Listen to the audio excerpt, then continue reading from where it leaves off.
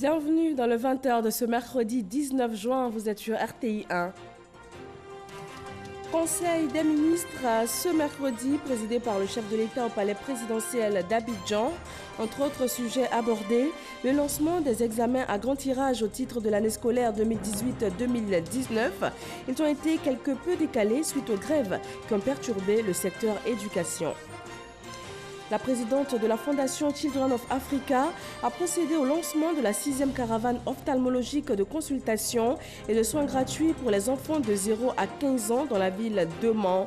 Jusqu'au 30 juin, 15 000 enfants de la région du Tongpi vont donc recevoir des soins gratuits.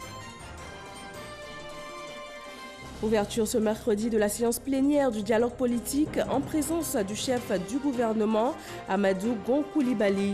Une rencontre tenue avec les partis politiques et aussi les organisations de la société civile. Et puis en sport, CAN 2019, dernier match de préparation. Les éléphants de Côte d'Ivoire ont battu la Zambie sur un score de 4-1 ce mercredi. Bienvenue à tous, c'est toujours un plaisir de vous retrouver sur RTI 1. Conseil des ministres ce mercredi au palais présidentiel d'Abidjan.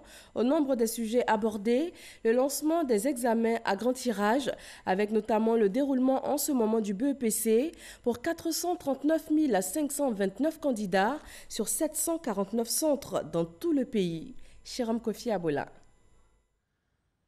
Le Conseil des ministres ce mercredi, le président de la République, Alassane Ouattara, et les membres du gouvernement se sont retrouvés en fin de matinée au palais présidentiel. Ils ont, comme toutes les semaines, abordé plusieurs sujets régissant la vie de la nation. Après le point presse qui boucle la réunion, un certain nombre de mesures en termes de morceaux choisis se dégagent comme suit. D'abord, le lancement des examens à grand tirage pour parler notamment du BEPC qui a débuté sur toute l'étendue du territoire. En raison des perturbations intervenues au cours de l'année scolaire 2019, le calendrier des examens à grand tirage a été légèrement réaménagé. Ainsi, la session 2019 des examens à grand tirage a débuté contrairement aux sessions précédentes avec les épreuves du BEPC. Les épreuves orales ont eu lieu du mardi 11 au vendredi 14 juin 2019. Les épreuves écrites ont commencé depuis le lundi 17 juin 2019 et se poursuivront jusqu'au vendredi 21 juin 2019. Les épreuves du CEP auront lieu le lundi 1er juillet 2019 et les épreuves du baccalauréat technique et du baccalauréat général et artistique se dérouleront du mardi 25 juin au vendredi 12 juillet 2019. La fin de la session de 2019 des examens à grand tirage est prévue le lundi 29 juillet 2019 à la suite de la proclamation des résultats des épreuves de baccalauréat. Celles du BEPC et du CEP devant se faire successivement le 9 juillet 2019 et le 15 juillet 2019. À noter que les examens professionnels BEP, BP, BT et CAP ont eu lieu du 11 au 14 juin 2019 et verront leur proclamation le 22 juin 2019. À noter ensuite l'information sur la passation des marchés publics donnée par le Conseil. Au terme du premier trimestre 2019, le montant des marchés approuvés s'élève à 170,5 milliards de francs CFA, contre 169 milliards de francs CFA en 2018. En nombre, 516 marchés ont été approuvés, contre 303 pour la même période en 2018, soit une hausse de 70,3%. La proportion des marchés attribués aux PME est passée de 24,8% à fin mars 2018 à 43,6% à fin mars 2019, soit une hausse de 18,8 points suite à l'instauration de procédures simplifiées et à l'allègement des conditions de participation aux appels d'offres initiés par le gouvernement pour améliorer l'accès des PME à la commande publique.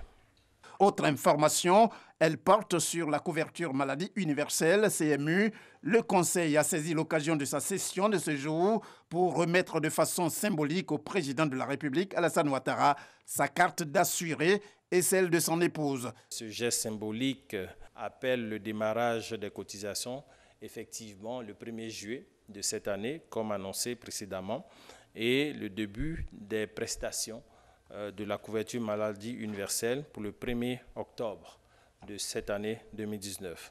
C'est le lieu ici d'inviter tous les Assujettis, tous les Ivoiriens à avoir chacun sa carte afin de pouvoir certes stabiliser le modèle économique, mais aussi contribuer à la solidarité nationale. Pour terminer, à retenir la visite annoncée par le Conseil du président du Sénégal, Macky Sall, en Côte d'Ivoire. Le chef de l'État sénégalais est attendu avec son épouse à partir de ce jeudi à Abidjan. Il s'agit d'une visite officielle de 72 heures sur le sol ivoirien. Après cette rencontre gouvernementale, le président Alassane Ouattara a reçu le PCA du groupe Société Générale.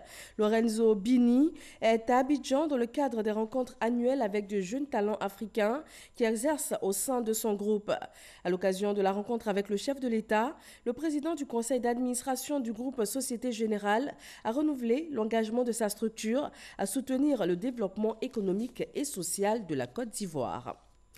La ville de Mans, dans la région du Tongpi, accueille la caravane ophtalmologique de la Fondation Children of Africa. La première dame de Côte d'Ivoire est sur place pour le lancement de cette 6e édition. Et Dominique Ouattara va également remettre des chèques aux femmes de la région dans le cadre du fonds d'appui aux femmes de Côte d'Ivoire, FAFSI. Viviane Naïma. La cour de l'école primaire publique Libreville à Mans était prise d'assaut tôt ce mercredi matin par des milliers d'enfants et leurs parents. C'est sur ce site que la 6e caravane ophtalmologique de la Fondation Children of Africa avait installé ses équipes soignantes. 15 000 enfants de 0 à 15 ans de la région du Tongpi vont bénéficier de ces soins gratuits offerts par cette 6e caravane ophtalmologique de la Fondation Children of Africa.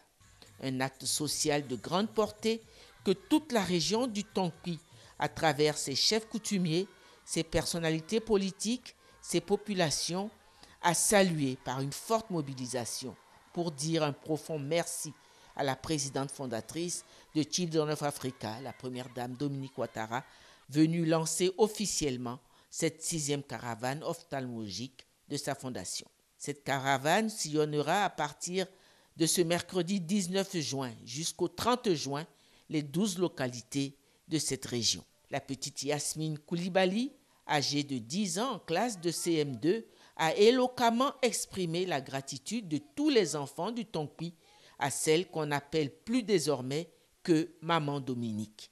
Merci Maman Dominique. Grâce à vous, nos amis élèves qui ont des problèmes de vue pourront mieux voir désormais.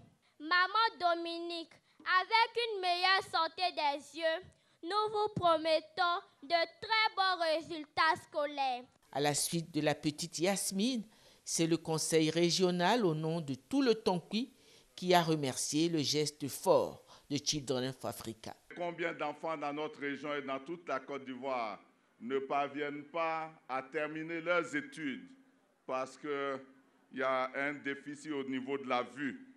Vous êtes là et je voudrais donc au nom de Gloudel d'An-Premier, au nom des populations du Tongpi, au nom des élus et cadres de notre région, vous dire merci pour cette chance que vous nous donnez, pour cette chance que vous donnez à nos enfants d'aller à l'école et de réussir à l'école. Remerciements aussi du gouvernement qui apprécie à sa juste valeur les appuis apportés par la Fondation Children of Africa au programme sanitaire gouvernemental. En ce qui concerne notre pays, la Côte d'Ivoire, on estime à plus de 15%, soit 1 225 531 enfants de 6 à 17 ans qui présentent diverses formes d'amétropie. Ces amétropies impactent leur rendement scolaire. C'est une situation néfaste si nous continuons de considérer les enfants comme l'avenir de notre pays que nous voulons émergent à l'horizon 2020. La présente caravane de soins ophtalmologiques prend toute son importance car cette caravane constitue une réelle opportunité pour le bien-être des enfants. Vous conviendrez donc avec moi, et j'en suis persuadé, que c'est avec une satisfaction incommensurable que je réceptionne pour ma part, au nom du ministère de la Santé et de l'Hygiène publique, cette caravane de soins ophtalmologiques. La présidente fondatrice de Children of Africa, la première dame de Côte d'Ivoire, Dominique Ouattara, a lancé un appel aux parents pour qu'ils amènent leurs enfants à ces séances de consultation gratuites. Après avoir parcouru de nombreuses localités à travers tout le pays, cette année, nous avons choisi la région du Tongpi pour abriter cette 6e caravane ophtalmologique de la Fondation Children of Africa. Dans ce cadre, ce sont 15 000 enfants âgés de 0 à 15 ans qui seront reçus en consultation et bénéficieront de soins ou de lunettes si nécessaire, qui leur seront délivrés gratuitement par nos équipes selon le diagnostic des médecins. Je voudrais vous donner à présent des précisions sur le déroulement de la caravane ophtalmologique qui commence dès aujourd'hui et s'étendra jusqu'au 30 juin 2019. Durant cette période, l'équipe de la Fondation Children of Africa sillonnera 12 localités de la région, à savoir Mans, Sanguiné, Logoualé, Maapleu, Danané, Zouaounien, Binouillé, Théapleu, Gboné, Gbapleu, Biancouma et Sipilou. Je voudrais demander à tous les parents de présenter leurs enfants à l'équipe médicale de la caravane afin de leur permettre de bénéficier de ces consultations et soins qui sont offerts gratuitement par la Fondation Children of Africa pour leur donner les meilleures chances de réussite scolaire. La première dame de Côte d'Ivoire a tenu à se rendre compte personnellement du bon déroulement des consultations en visitant toutes les installations. À la fin, avant de partir, tout comme elle a l'habitude de le faire, elle a offert des dons en nature et en espèces d'un montant de 28 millions de francs aux populations. En plus de ces soins offerts aux enfants, la première dame de Côte d'Ivoire avait dans ses valises d'autres surprises pour les populations du Tongpi. Elle a octroyé une enveloppe supplémentaire de 300 millions de francs CFA aux femmes de la région via le FAFSI, le Fonds d'appui aux femmes de Côte d'Ivoire. Ce mercredi, la séance plénière du dialogue politique s'est ouverte en présence du chef du gouvernement. Amadou Gon Coulibaly a tenu une rencontre avec les partis politiques et aussi avec les organisations de la société civile. Alexis Ouedraogo pour le point. Nous avons déjà dit que la CEI doit être mise en place au cours du mois de juin donc 2019 pour permettre à la CEI de préparer dans la sérénité les élections de 2020. Les partis de l'opposition ont eu l'occasion d'exprimer ce qu'était la position donc, de l'opposition en ce qui concerne donc, la CEI. Donc, des discussions ont eu lieu au niveau de ceux qui étaient présents. Or, donc, PDC et EDS qui sont absents pour des raisons donc, qui leur sont personnelles, mais leurs positions ont été exprimées donc, dans la salle. Et donc, les positions étant exprimées dans la salle, elles ont été donc débattues avec l'ensemble, je dirais, donc, des acteurs. Donc, à partir de ce moment, je considère que ce qui va compter, c'est ce qui ressort du débat collectif. Depuis le 21 janvier 2019, le dialogue politique s'est ouvert à Abidjan. Objectif, travailler à une commission électorale indépendante et consensuelle, conformément aux recommandations de la Cour africaine des droits de l'homme et des peuples. Au total, 10 réunions conduites par le gouvernement, dont 4 avec la société civile et 6 avec les partis et groupements politiques. Ce jeudi, au ministère des Affaires étrangères, face à face des acteurs du processus. Le chef du gouvernement, Amadou Gon Coulibaly, a salué la force du dialogue qui aura permis en plusieurs points d'aplanir les différends. Moi, je me félicite en tout cas de ce dialogue, de cette discussion donc menée avec tous les acteurs. Et je considère que nous avons tous les instruments aujourd'hui donc en main donc, pour pouvoir faire des propositions qui vont être maintenant la base de discussions définitives et qui iront donc après les discussions définitives au Conseil des ministres. Au terme de la présentation des différents rapports compilés par le ministère de l'Intérieur, place aux échanges avant que les discussions ne se déportent au gouvernement, puis à l'Assemblée nationale et enfin au Sénat. Le groupement des partis politiques pour la paix GPP a tenu un point de presse. Composé de 13 partis, le GPP a appelé les partis politiques ivoiriens à œuvrer ensemble au renforcement de la cohésion sociale en Côte d'Ivoire et à faire preuve de retenue dans leurs actes. Ahmed Traoré et Aboulaye Koné. Face à la montée des tensions et de l'exacerbation des notions faisant l'apologie de l'exclusion et de la division, le groupement des partenaires pour la paix dénommé GPP et qui regroupe en son sein 13 partis politiques monte au créneau. Il s'insurge contre les propos incendiaires de certains hommes politiques, des propos qui selon eux fragilisent considérablement la cohésion sociale et la quiétude des Ivoiriens. Le GPP estime que les propos du président du PDCI sont inopportuns. En ce moment précis de la recherche de la consolidation de la cohésion sociale et de la paix, le GPP s'indigne, dénonce et condamne ces propos. Nous dénonçons tout propos qui aurait tendance à créer des remous sociaux. Nous disons que la Côte d'Ivoire, qui sort de longues années de crise, n'a pas besoin de ça. Les populations ont besoin de quiétude, les populations veulent qu'on lutte pour leur bien-être et non pour des querelles.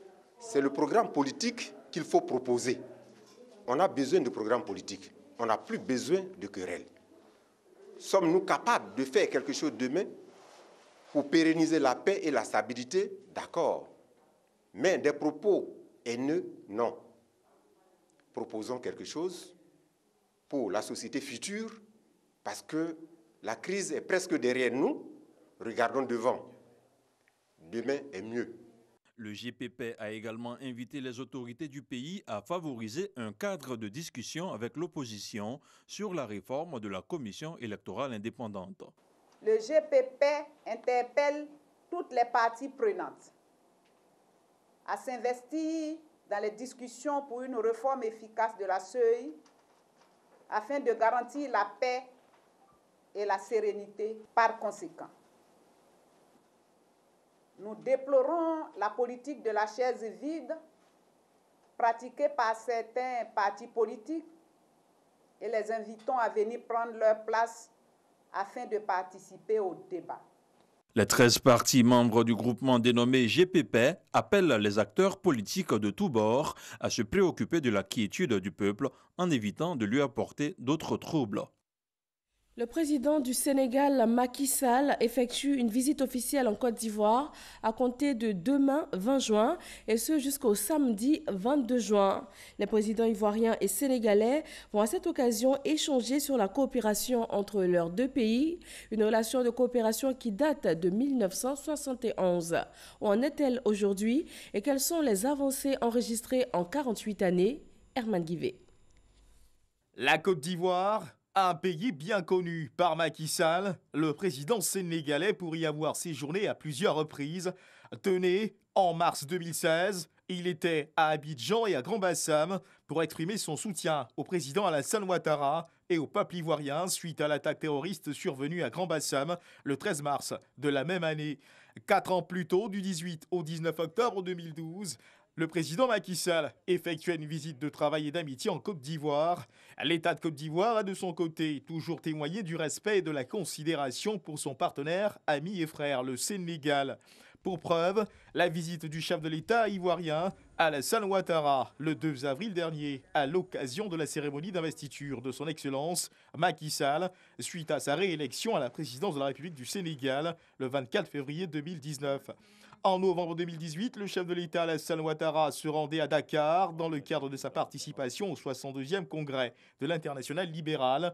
Plusieurs principaux accords de coopération scellent l'amitié entre les deux pays. Au nombre de ceux-ci, le traité d'amitié et de coopération entre la République de Côte d'Ivoire et la République du Sénégal, signé le 15 décembre 1971 à Abidjan.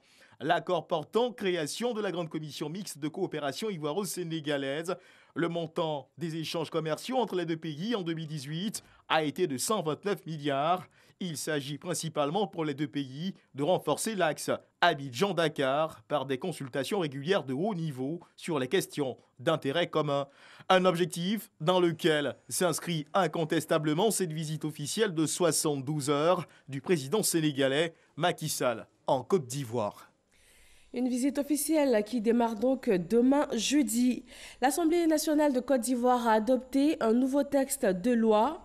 Il contient des innovations telles que le travail d'intérêt général pour punir certains actes et désormais certaines peines peuvent être fractionnées avec emprisonnement ferme et emprisonnement avec sursis. Kolo Koulibaly.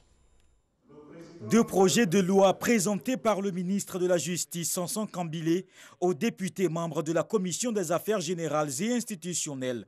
D'abord, le Code pénal adopté à l'unanimité, une loi qui s'adapte aux nouvelles formes de criminalité et davantage conforme aux instruments juridiques internationaux. Il a été introduit dans le projet de Code pénal des infractions telles que le maintien de groupes de combat dissous, l'introduction d'armes dans un établissement d'enseignement ou encore l'intrusion dans le dit établissement. Les infractions telles que le crime d'agression prévu par l'article 8 bis du statut de Rome, les actes de torture, les traitements inhumains et dégradants prévus par la Convention contre la torture et autres peines ou traitements inhumains ou dégradants, ainsi que la réduction en esclavage, l'exploitation des personnes réduites en esclavage et l'incrimination du travail dangereux des enfants. Certaines infractions sont extraites du présent projet de code pénal. Il s'agit notamment du vagabondage, un délit dont la poursuite s'est avérée inefficace. L'infraction sur la monnaie n'est plus citée car une initiative de l'UMOA punit déjà le faux monnayage. Certaines notions sont mieux définies, le recel par exemple, détenir ou dissimuler une chose provenant d'un délit en connaissance de cause. C'était un peu houleux à un certain moment. Sur la question relativement à l'organisation de l'élection des sénateurs qui s'est faite par une ordonnance, mais à la fin, le projet a été adopté. C'est ce qu'il faut retenir. Il faut que le citoyen soit imprégné de tous les articles du Code pénal. Nous, en tant que députés, nous pouvons aussi faire des séances d'information et de restitution. Les députés ont ensuite adopté à la majorité des membres présents le second texte du jour. Il s'agit de la ratification de l'ordonnance du 14 février 2018 relative à l'élection des sénateurs. Ce projet de loi permet de se conformer à la Constitution. L'Assemblée nationale prépare en outre la 45e session de l'Assemblée parlementaire de la francophonie prévue ici à Abidjan. Les parlementaires africains francophones seront donc dans la capitale économique pour renforcer la coopération grâce donc à l'action parlementaire. Moussa Konaté.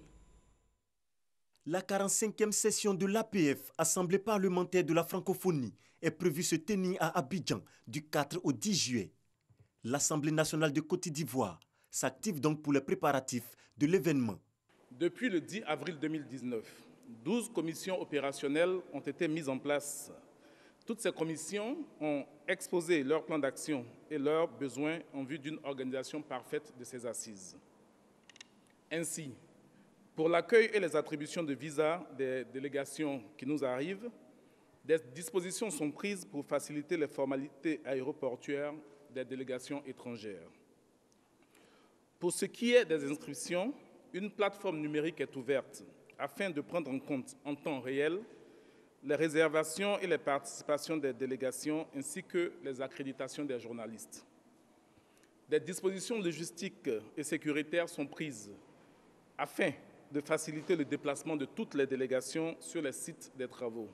Par ailleurs, un accent particulier est mis sur le volet communication afin de promouvoir l'APF en Côte d'Ivoire et dans le monde. Au regard de toutes ces dispositions, le secrétaire général de l'Assemblée nationale de Côte d'Ivoire rassure, tout est réuni pour une meilleure organisation de cette rencontre.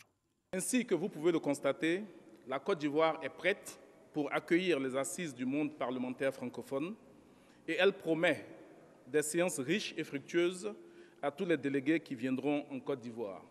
La 45e session de l'Assemblée parlementaire de la francophonie va se tenir en même temps que la 9e édition du Parlement francophone des jeunes. Environ 500 participants, dont 100 du Parlement des jeunes venant de 88 pays, sont attendus. Direction le village d'Adjaoui-Koubé, à proximité de l'aéroport Félix Houphouët-Boigny d'Abidjan. Des poissons morts ont été découverts dans la lagune.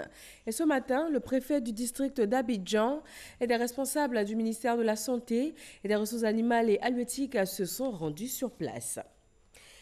Nous quittons Adjaoui-Koubé pour la forêt classée du Yaya dans le département d'Alépé. C'est aujourd'hui la mieux préservée de Côte d'Ivoire avec plus de 80% de taux de conservation. C'est l'une des 5 forêts classées sur les 234 que compte notre pays à résister encore aujourd'hui à l'activité humaine. Didier Nguessan nous l'a fait découvrir. Ces visiteurs ont laissé leur fauteuil de l'hémicycle pour arpenter les sentiers de la forêt. Ce sont les députés membres de la commission en charge de l'environnement à l'Assemblée nationale. En prélude au nouveau code forestier dont le projet de loi sera soumis au vote des députés le 20 juin prochain, ils viennent s'imprégner des réalités du terrain.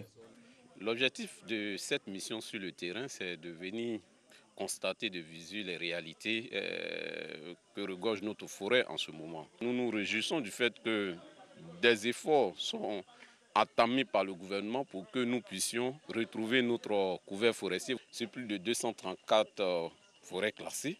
Aujourd'hui, les forêts tenues comme celle de Yaya, on n'a pas plus de 5. Donc cela voudrait dire que nous devons faire des efforts pour pouvoir maintenir en l'état la forêt de Yaya et essayer de reconquérir d'autres forêts totalement dévastées. Petit moment d'échange informel entre parlementaires et responsables des eaux et forêts. Protection de la forêt, collaboration avec les populations riveraines ou destruction des plantations illégales. Aucune question n'est taboue. La forêt classée de Yaya dans le département d'Alépé couvre 23 879 hectares.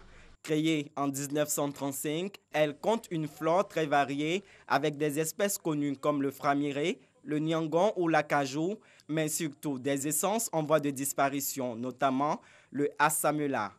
Avec moins de 18% de taux de dégradation, la forêt classée de Yaya est la mieux préservée de Côte d'Ivoire. Le nouveau code forestier consacre 3 types de forêts sur la base du niveau de dégradation. Il y a les forêts conservées à plus de 75%, qui sont de la première catégorie. Il y a les forêts dont le niveau de conservation vacille entre 25 et 75%, qui sont les forêts de la deuxième catégorie. Et il y a les forêts conservées à moins de 25%, donc si vous voulez détruire à plus de 75%, qui sont les forêts de la troisième catégorie.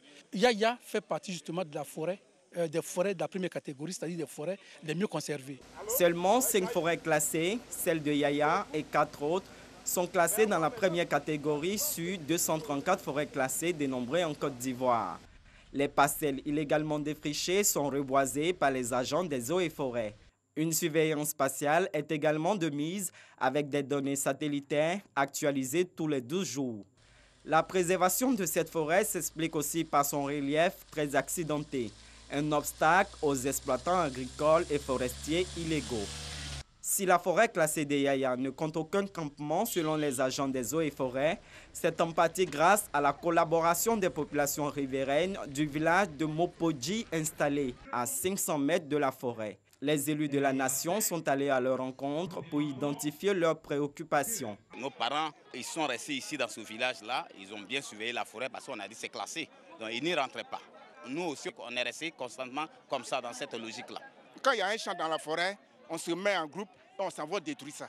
L'année passée, on a détruit 320 hectares de plantations dans la forêt classée.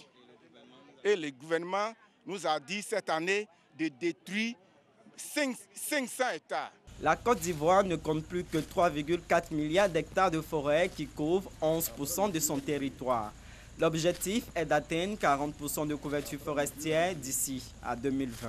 L'enjeu est d'être considéré comme un pays forestier. Et c'est demain jeudi que ces députés de la Commission de la recherche, de la science et de la technologie et de l'environnement vont examiner le projet de loi portant code forestier. Des forêts préservées, mais aussi un environnement sain et un cadre de vie propre, la ville de Kouto, dans la région de la Bagoué, s'inscrit à l'ère de la salubrité. Chaque habitant se veut impliqué. Il bénéficie d'ailleurs du soutien du ministre Bruno Koné, qui leur a offert du matériel de salubrité. Eugène Atoubé. Couto, chef-lieu du département dans la région de la Bagoué. Animation particulière au centre-ville.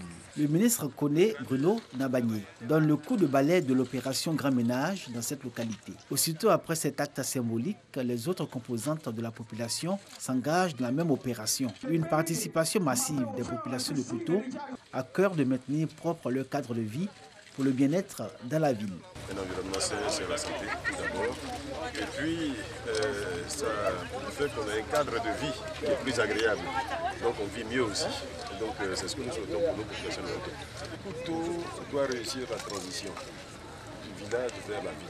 Du matériel de salubrité a été mis à la disposition du comité local de salubrité, remis par Massiré Touré Koné, épouse du ministre Koné Bruno, en charge du ministère de la Construction et de l'Urbanisme. Une invitation implicite adressée aux populations à poursuivre les efforts pour garder propre leur environnement et débarrasser la ville de Couto des ordures, source de maladies. Des étudiants originaires de Couto ont assuré le volet sensibilisation de l'opération Grand Ménage à Couto par un sketch dépeignant les risques et les dangers qu'il y a à vivre dans un environnement insalubre. Depuis février dernier, la télévision numérique terrestre TNT est une réalité en Côte d'Ivoire. Les décodeurs et les antennes sont disponibles. Une caravane a été initiée par la Société ivoirienne de télédiffusion dans le but d'informer les populations bénéficiaires de cette technologie. Issaïo. C'est parti.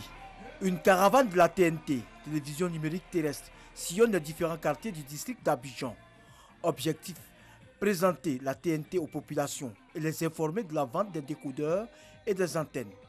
Le gouvernement a fait un effort dans son programme social pour que les populations puissent acquérir ces kits de réception à moindre coût. Et donc, ils ont pris des mesures pour fixer, plafonner le coût d'achat de décodeurs et de l'antenne. Et ils ont en même temps exonéré de droits de taxes et de TVA pour que effectivement les populations puissent l'acquérir facilement. Il est question de sensibiliser les populations pour s'approprier ces kits de réception. Il faut que tout le monde soit à la TNT à partir de juin 2020. Cette caravane permet aux importateurs d'expliquer comment se procurer les décodeurs et les antennes. Le district d'Abidjan est actuellement couvert à 25% par la TNT. Les décodeurs sont là, les antennes sont là, les kits sont là, il y en a suffisamment pour toute la population ivoirienne. Et le kit coûte 16 000 francs, 10 000 francs le décodeur et 6 000 francs l'antenne UHF. Même quand il y a la pluie, les images sont toujours là, il n'y a pas de perte d'image et la meilleure qualité HDMI. La TNT est une exigence du temps, selon le président du conseil d'administration de la Société ivoirienne des télédiffusions, IDT. Un pays qui se veut émergent de nos jours ne peut pas et ne doit pas ignorer la TNT dans son paysage audiovisuel. La TNT est une promesse du président de la République, son Excellence M. Alassane Ouattara, au peuple ivoirien, à savoir la promesse de mettre à la disposition des ménages de Côte d'Ivoire un confort de réception du service de l'audiovisuel, favorisant ainsi l'ouverture officielle du paysage télévisuel ivoirien à plusieurs opérateurs de production de télévision et de radio. Cette caravane va s'étendre à l'ensemble des autres villes de l'intérieur au fur et à mesure du déploiement de la TNT. D'ici la fin de l'année, la TNT va couvrir 60% du territoire avant d'atteindre les 100% en 2020, date de l'inspection du signal analogique. En sport football, les éléphants de Côte d'Ivoire ont battu la Zambie sur un score de 4-1 ce mercredi. Une victoire qui vient boucler la série de matchs test avant le début de la CAN qui s'ouvre le 21 juin. Arsène Kouassi. Les éléphants de Côte d'Ivoire ont certainement tiré les enseignements de leur défaite contre les Cruins de l'Ouganda. Face à la Zambie pour leur troisième sortie, les éléphants se sont rassurés grâce à une victoire. Malgré une meilleure entame, ce sont les Chipolopolo qui débloquent le tableau d'affichage suite à un pénalty concédé par Wanlo Koulibaly. Feshion Sakala se présente et ouvre la marque après un quart d'heure. Mené au score, la réaction des éléphants est à la hauteur des attentes. Jonathan Kodia profite d'une offrande de Nicolas Pepe pour revenir à hauteur des Zambiens juste avant la demi-heure. Dans la dynamique, Serge Aurier adresse un centre à Série Jean-Michel qui permet aux éléphants de reprendre l'avantage à la pause. Entré en cours de jeu, Maxwell Cornet se met en évidence pour le 3e but de la Côte d'Ivoire. Mais les Chipolo-Polo ne sont pas au bout de leur peine. Sur une boulette du gardien, Wilfried Bony clôt le festival offensif des éléphants. 4-1 à quelques jours du début de la CAN. La Côte d'Ivoire gagne en confiance et rassure les supporters avant son entrée en liste prévue le 24 juin contre les Bafana d'Afrique du Sud. À présent, un communiqué de l'Union africaine de radiodiffusion sur les droits de diffusion de la CAN Total 2019. Nous sous-signés, Union africaine de radiodiffusion, agent exclusif de la Confédération africaine de football en charge de la commercialisation sur les territoires d'Afrique subsaharienne, au nom et pour le compte de la CAF, des droits médias, des matchs de la CAN et des cérémonies associées, attestons que la radiodiffusion télévision ivoirienne RTI est l'unique détentrice des droits exclusifs de diffusion terrestre des matchs de la CAN Total 2019 sur toute l'étendue du territoire ivoirien. Par conséquent, toute retransmission publique de matchs de la CAN Total 2019 en Côte d'Ivoire est soumise à autorisation préalable de la RTI. Tout contrevenant à cette disposition devra faire face à la rigueur de la loi. En foi de quoi, le présent communiqué est produit pour servir et valoir ce que de droit. Voilà, c'est tout pour ce soir. Merci de votre attention. Le prochain journal à 23h sur RTI 1 avec Marine Cognan et l'information en continu sur les www.rti.ci. Bonsoir et à demain 20h.